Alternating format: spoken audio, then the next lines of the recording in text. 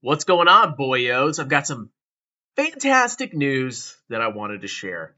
I was looking at CBS stock because I'm going to be pumping the stock very shortly. Don't you worry. And I noticed there were some interesting changes going on stockanalysis.com. In my humble opinion, stockanalysis.com is the best free resource for stock analysis. I've noticed ever since I started using this, a lot of people use this on their videos. You want to know why? Because I'm a freaking genius. Okay? But this website is massively improving, and it might almost be worth paying for. And here's why. So, when I used this before, what this website does is they provide financial statements, they'll provide the income statement, they'll provide the balance sheet, cash flows, and ratios for pretty much any company that's publicly traded in the stock market. You can look at statistics, like what's its valuation, enterprise value, its beta, blah, blah, blah, blah. You can look at forecasts for analysts, dividends. Basically, everything that you could possibly need is on this website, and it's free. Okay, it's freaking awesome. I use this.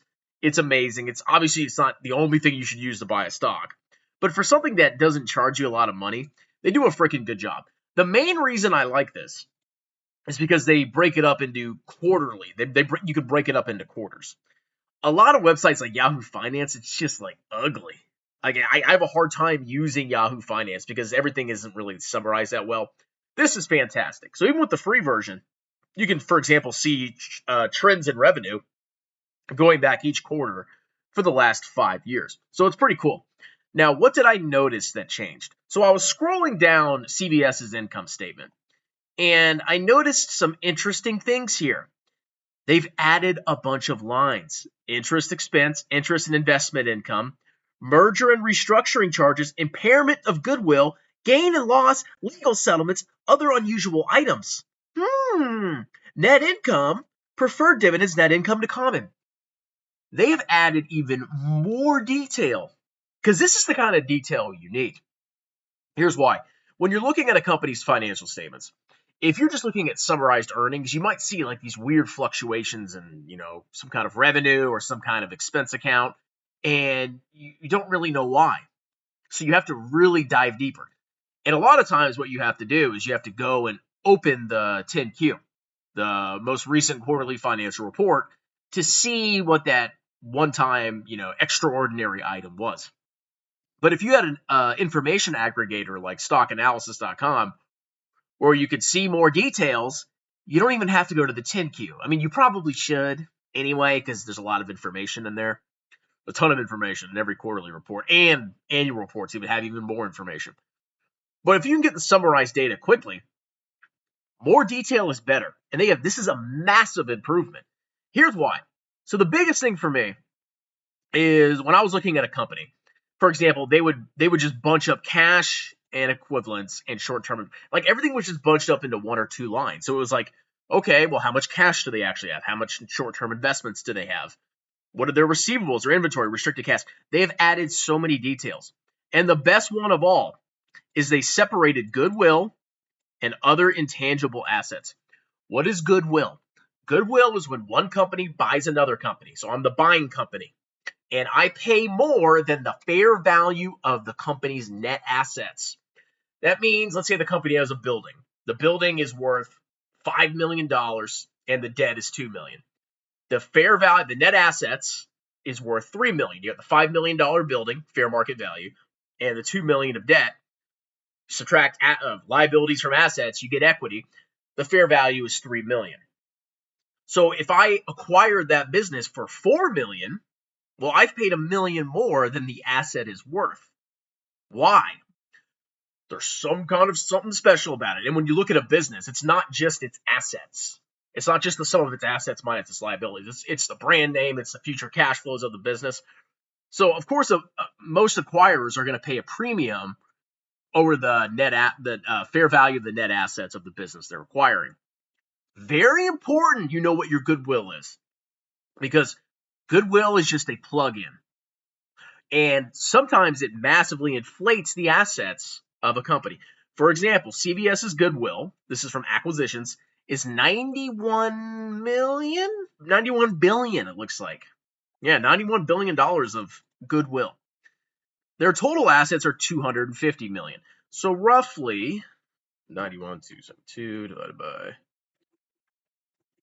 roughly 36% of CVS's assets are goodwill. Before stock analysis combined everything together. So you wouldn't be able to tell what was goodwill and what was other intangible assets because they're both intangible assets. You wouldn't be able to tell. Now it's clear as day, and it's freaking awesome. Like, I'm actually blown away by this. Look at this. They have all the current debt broken up, leases versus long-term debt, deferred tax liabilities, retained earnings. Oh my, this is freaking amazing. I'm not joking. Like, they've really added some cool stuff. Filing date, shares outstanding. They got shares outstanding. Working capital, that's your current assets minus your current liabilities. Book value per share. Tangible book value. That's interesting. That's good to know that the tangible book value per share is negative.